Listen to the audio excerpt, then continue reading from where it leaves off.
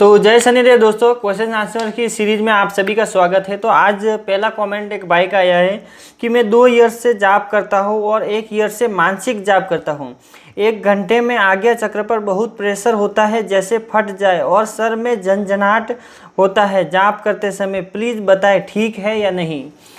तो भाई अगर आप 1 से 2 घंटा बैठते हैं तो आपके यहाँ पे झंझनाहट, सिर पे झंझनाहट और आज्ञा चक्र पे दबाव और प्रेशर आना तो होना ही है। क्योंकि ये क्या होता है कि जब आप ज़्यादा टाइम तक कंटिन्यू बैठते हैं तो एक ब्रह्मांड से आपके सीधे ब्रह्म रत्न में एक तरंग जुड़ जाती है। उस तरंग के माध्यम से पूरी ऊर्जा वहाँ से आपके शरीर में प्रवेश करने लग जाती है। जब आप कंटिन्यू जाप करते हैं तो वही ऊर्जा पूरे शरीर में एकत्रित होकर आपके आज्ञा चक्र पे आती है, और वो आज्ञा चक्र में पूरी ऊर्जा एकत्रित होने से वहाँ पे बहुत ज़्यादा ऐसा आप झंझनाहट के टाइप ऐसा दर्द होता है, और सिर दर्द और सिर में जो झंझनाहट आप बोलते हैं वैसा होता है। तो ये बहुत ही अच्छी बात है आपके लिए, क्योंकि आपका जो प्रोसेस है वो आगे बढ़ रहा है।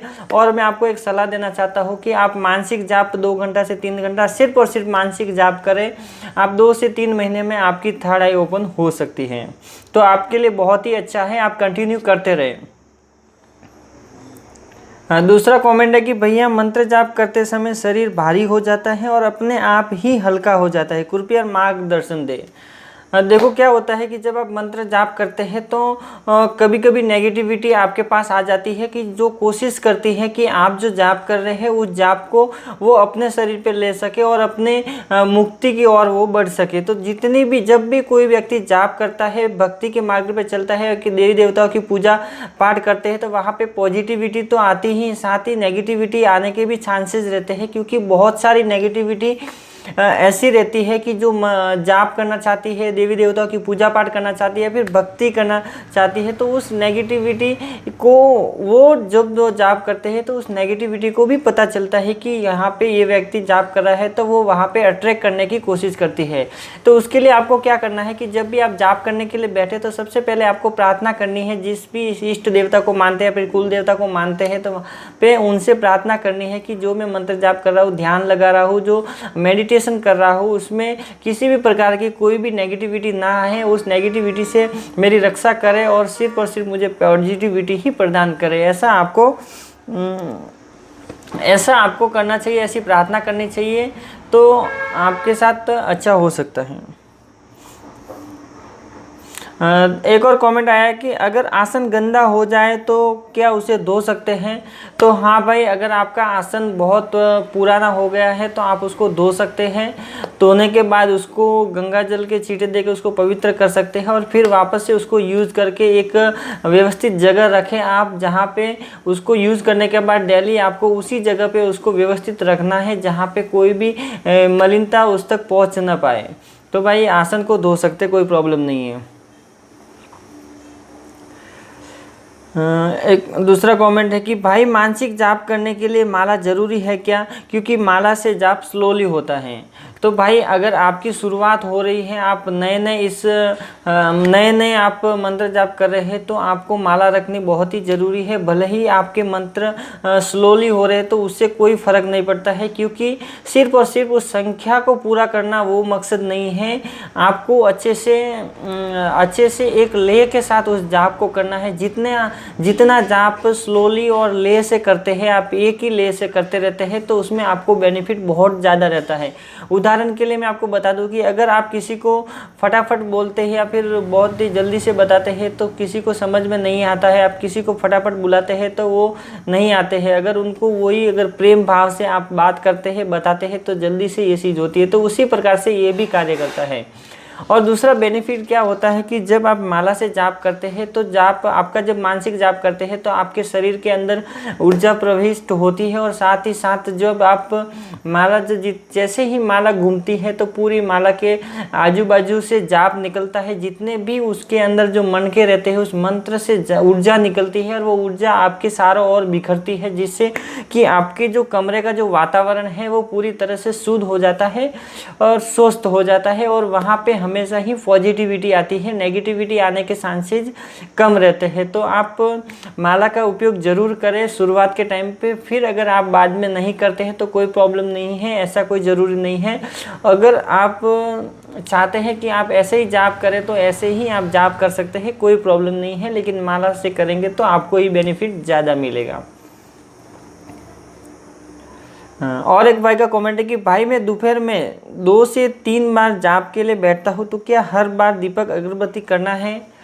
तो भाई ये प्रोसेस ऐसा है कि जैसे कि आप सुबह में अपने देवी देवताओं को दीपक और अगरबत्ती लगाते हैं, उसके बाद आप बैठते हैं, फिर आप 10 मिनट 15 मिनट के बाद अगर बैठते हैं तो आपको दीपक नहीं लगाएंगे तो कोई प्रॉब्लम नहीं है, लेकिन 2 अगरबत्ती ज़रूर लगाएं, क्योंकि अगरबत्ती खुशबू वाली लगाएं। जितनी ज़्यादा खुशबू वाली अगरबत्ती लगाते हैं उतनी ही ज़्यादा पॉजिटिविटी आपके घर में आती है जब आप जाप करने बैठते हैं।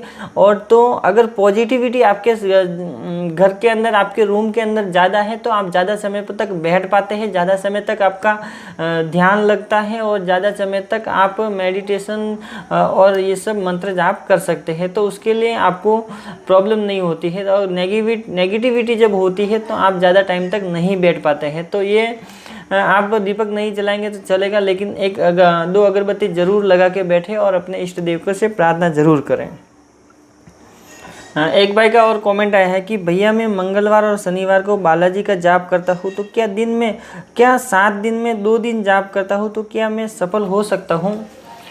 तो भाई कोई प्रॉब्लम नहीं है। अगर आप मंगलवार और शनिवार को बजरंगबली का जाप कर रहे हैं तो कोई प्रॉब्लम नहीं है। ये आप नियम रेगुलर रखें और आप डेली बेस के ऊपर आप ओम नमः शिवाय ओम का जाप कर सकते हैं, जिससे उसका बेनिफिट आपको रेगुलर मिलता रहे। और जो आप मंगलवार और शनिवार जो बालाजी महाराज के लिए जो मंत्र जाप कर रहे हैं उसमें आपको बालाजी महाराज की सिद्धि प्रदान हो सकती है। अगर आप ऐसे कंटिन्यू करते थे तो आपको फल अवश्य मिलता है, कोई प्रॉब्लम नहीं है। अगर आप संकल्प लेके करते हैं तो आपको वो फल जीते जी मिलता है। अगर आप किसी भी प्रकार का कोई संकल्प नहीं लेते हैं, बिना संकल्प के, यानी कि आप सिर्फ और सिर्फ काम करने के लिए, मतलब आप सिर्फ काम कर रहे हैं, फल की इच्छा नहीं रख रहे हैं, तो उससे क्या होता है कि जितना भी आप मंत्र जाप करते हैं वो शरीर में रहता है। अगर आपके शरीर में नहीं रहता तो पूरे ब्रह्मांड में फैला रहता है। जब भी आप अपना शरीर छोड़ते हैं, जैसे ही आप अपना शरीर छोड़ते हैं वैसे ही पूरा जाप आपकी आत्मा के अंदर दोबारा से आपको मिल जाता है। तो मरने के बाद वो आपकी जितना जाप किया हुआ रहता है वो आपको काम आता है। और मैं एक सजेस्ट देना चाहता हूँ कि ज़्यादा से ज़्यादा आपको चैरिटी करनी है। चैरिटी करने से बहुत ज़्यादा लाभ होता है। जितनी ज़्यादा चैरिटी करते हैं उतना ही ज़्यादा आपको लाभ होता है और बहुत ही आपको पुण्य का जो है फल मिलता है। चैरिटी में आपको क्या करना है कि ज़्यादा आपको गाय के लिए कुछ, जैसे कि गाय को चारा खिला सकते हैं, रोटी खिला सकते हैं, उसको गुड़ खिला सकते हैं, बहुत सारी ऐसी चीज़ें आप गाय को खिला सकते हैं।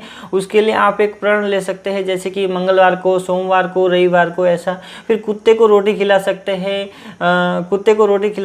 कबूतर को दाना दे सकते हैं। इन सारी चीज़ों के ऊपर आप ज़्यादा ध्यान देंगे अगर आप मंत्र जाप नहीं कर रहे हैं और आप चैरिटी के ऊपर ज़्यादा ध्यान देते हैं, किसी की मदद करते हैं, किसी की हेल्प करते हैं, तो ये जितनी भी चीज़ें आप करते हैं वो आपके कर्म फल में जल्दी से जल्दी जुड़ती है और ये तुरंत के तुरंत काम करती है। यानी कि आपको उसका जो बेनिफिट है वो तुरंत के तुरंत मिलता है और जल्दी से जल्दी मिलता है। तो ये बहुत ही अच्छी बात है। आपको धर्म पुण्य करना चाहिए और ज़्यादा से ज़्यादा यही करना चाहिए। अगर आप कुछ भी कमाई करते हैं और उस कमाई से अगर आप हर महीने 10% भी अगर दान पुण्य करते हैं तो वो आपको रिटर्न में 100% होके मिलता है। आपको कहीं ना कहीं उसकी हेल्प ज़रूर मिलती है और वो 100% मिलती है। तो आप दान पुण्य ज़रूर करें।